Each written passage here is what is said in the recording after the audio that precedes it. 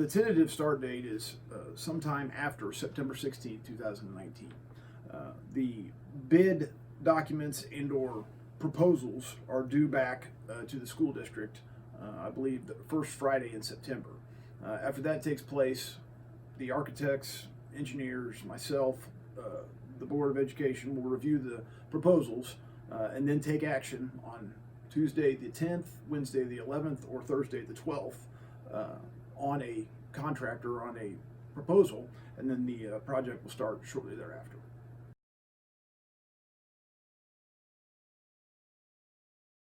Well, after the election on April 2nd, as I mentioned a few moments ago, the entire process begins.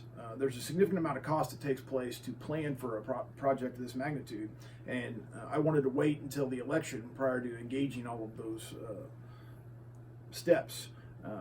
So after the election, engineers began creating diagrams, looking at soil samples, testing the electrical infrastructure, and a host of other things to prepare what they call the construction documents. The construction documents are a massive gathering of, as I said, designs, drawings, etc., and that will then be sent out to the contractors for their ability to submit proposals and bids. So that's the first step. After that takes place, the board then takes action on a contractor, selects one, and then construction starts thereafter.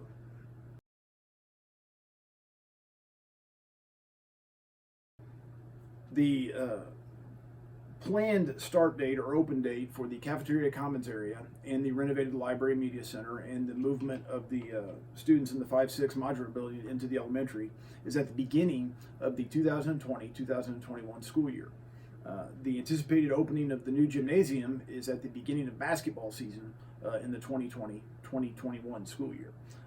And given the delays that we've had, all of the engineers and architects are very confident that we can meet those deadlines. One of the biggest concerns throughout this process was the impact on parking. And as you all know, the new facility will extend out to the east side of the existing gymnasium and northeast side of the high school. That is where our current gravel parking lot is currently placed.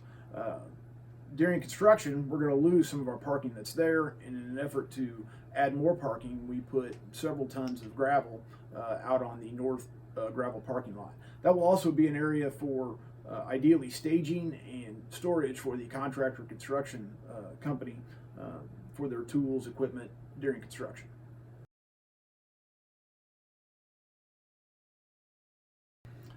This was listed in the entire project as an alternate, an add-on.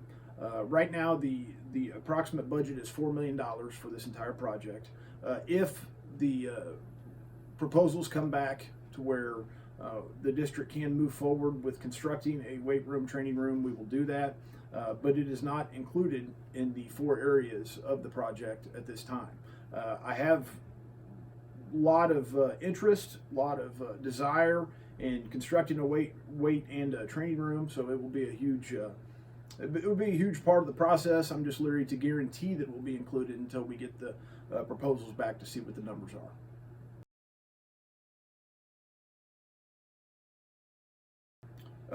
This project will be oversaw by a general contractor. The board's desire and my desire is to select a general contractor. The contractor will then ideally, or I guess likely, hire subcontractors to work underneath them for various tasks within the project. The contractor, in short, has not been selected yet. Ideally, as I mentioned a few moments ago, it will be selected on the 10th, 11th, or 12th of September. And as I said, the general contractor will be responsible for everything from start to finish. And as soon as that is selected, we'll announce and then begin plans for groundbreaking. The new gymnasium cafeteria commons area is approximately 22,400 square feet. The entire square foot impact with the renovation of the cafeteria to a library with the movement of this classes into the regular elementary or into the 3-4 hall, if you will, is about 13,000 more square feet for a total of 35,000 square feet in terms of impact, whether it be through renovation or new construction. Now, to give you a piece of comparison there, the current high school building, 3-story high school building, is just under 30,000 square feet. So you can kind of work that in your mind to see how much is going to be impacted on campus with this project. Our current gymnasium is between 10 and 11,000 square feet, and so we're going to go from 10 to 11,000 square feet to approximately 15 to 17,000 square feet in the new gym. So it's going to be considerably bigger. It's going to add a lot to the campus in more ways than just physical infrastructure, but it will be a lot of square feet. Given the massive amount of community support and all the work that went into getting this accomplished, we will plan a groundbreaking ceremony, and it will not be until after September 16th. But as soon as that is scheduled and set, we will plan a very large, as big as I can, groundbreaking ceremony to celebrate this outstanding achievement for the community and the school, and certainly the students.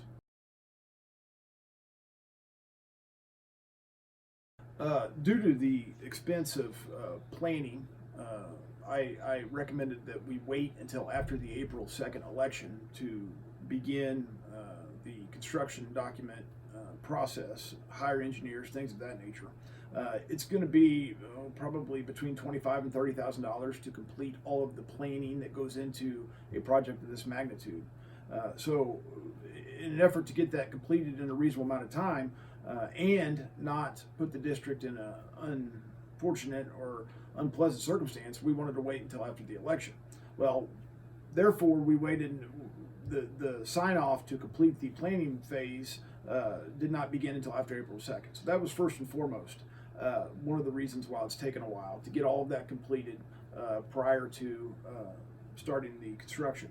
Another reason was there's massive amounts of storm damage throughout central Missouri, and that has caused our civil engineer and our mechanical, electrical, plumbing engineers to be delayed because they serve on various Red Cross boards throughout the state.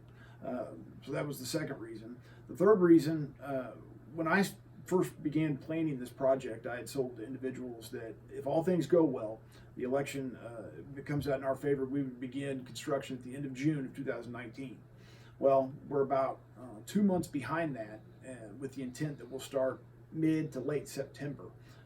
So all in all, the project is delayed in terms of beginning, but in the grand scheme of things, I'm still very confident that we can get it completed by the 2020-2021 school year.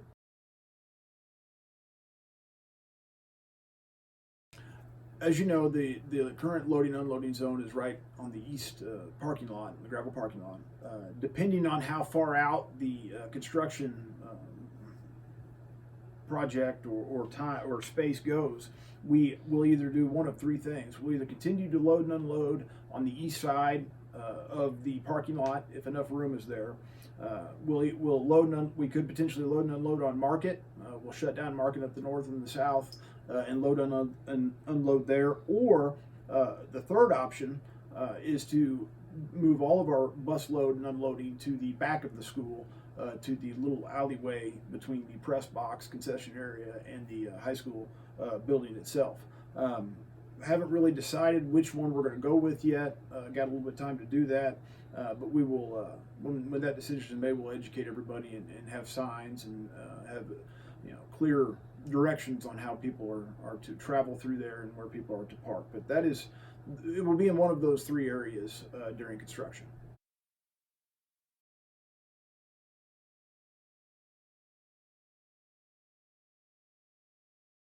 If anyone has any questions about anything pertaining to this project or anything related to the school, feel free to contact me. My number is 265-4414, extension 1, or at my email address, which is byocom@milan.k12.mo.us. Thank you, and remember, every day is a great day to be a Milan Wildcat.